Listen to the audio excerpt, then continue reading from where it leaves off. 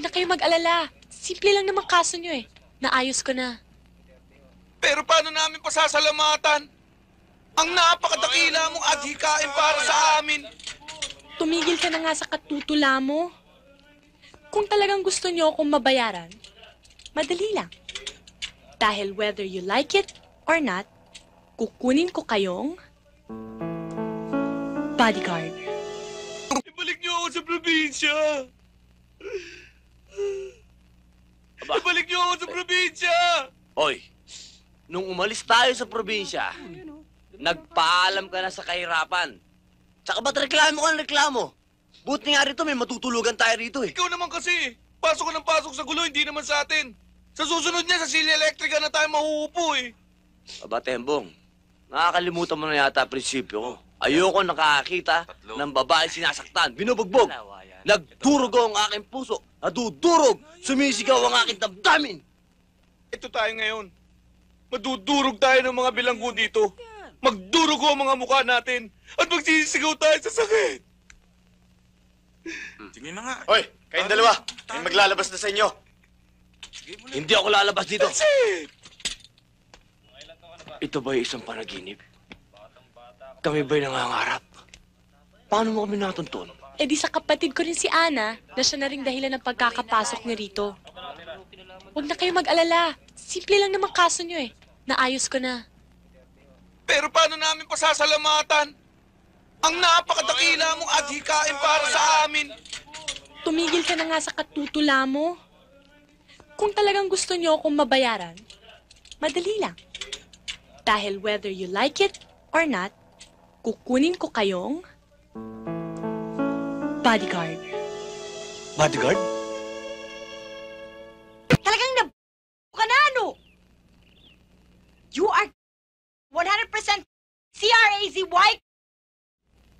Nailigtas ka niya sa isang naghuhurimentadong kalabaw na muntik nang pumatay sa'yo. Naipagtanggol ka rin niya sa pang-aabuso ni Arnel. So I'm sure na may pagtatanggolin ako ni Elcid sa anumang trouble. Ano ka among pangalan niya? Elcid? Elcid? Pangalan na pangalan pa lang. Alam mo nang hindi gagawa ng magaling. Ana, don't you ever forget na kahit saang anggulo mo pa rin tignan, okay, utang mo pa rin sa kanyang yung buhay. You owe him one. Why don't you give him a chance? Live and let live. Wala akong utang na loob sa kanya. Dahil, unang-una, hindi ko naman sinabi sa kanyang gawin niya yun, ah. Ngayon, kung kinakailangan bayaran ko siya, bibigyan ko siya ng pera. Pero hindi ko na kinakailangan makita pa siya dito araw-araw. Alam mo namang inis na inis ako sa mga taong atrebido, adelentado, at pakialamero. At yung trying hard na tarsa na yan, sa tingin ko, malasado yan.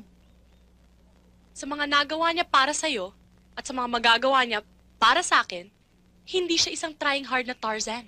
He's definitely a handsome Superman. Sa desisyon mong yan, para ka nag-uwi ng dito sa bahay na anytime sasabog.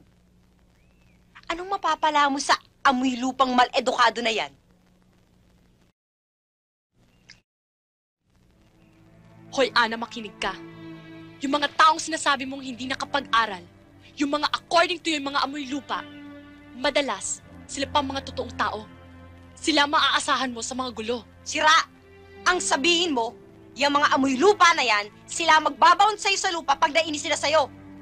Hay nako, you'll just see. Isusumbog na lang kita kay Papa.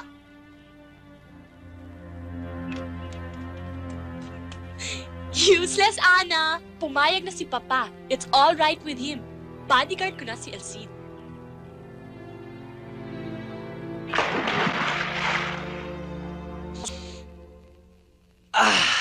Alam mo, Tol, ayos naman ang buhay natin dito eh. Ang ganda naman ang trabaho natin. Ang problema lang, eto si Ana. Saksakan ng suplada. Mabuti na lang, mabait to si Glenda. Alam mo, tama ka sa sinasabi mo eh. Si Glenda, mabait na, mapagkumbaba pa. Samantalang si Ana, gustong gupitin ang uso nun eh. Tuwing makikita ka, nakasimangot. Palagay ko pinaglihon sa kabag at sa sama ng loob. Oh, ano nangyari sa'yo? Palagay ko may nakaalala sa akin. Sino kaya? Hindi babae yan. Wala magkakagusto sa'yo. Hindi. Alam ko naman eh. Alam mo, yung mga bata yan, Oo nga, no? matagal-tagal na rin natin silang hindi nakikita. Pasyalan kaya natin minsan.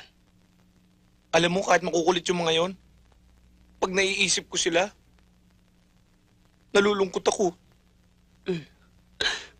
Huwag ka na malungkot. Hayaan mo't magkakasama-sama rin tayo uli. Sa'yo na.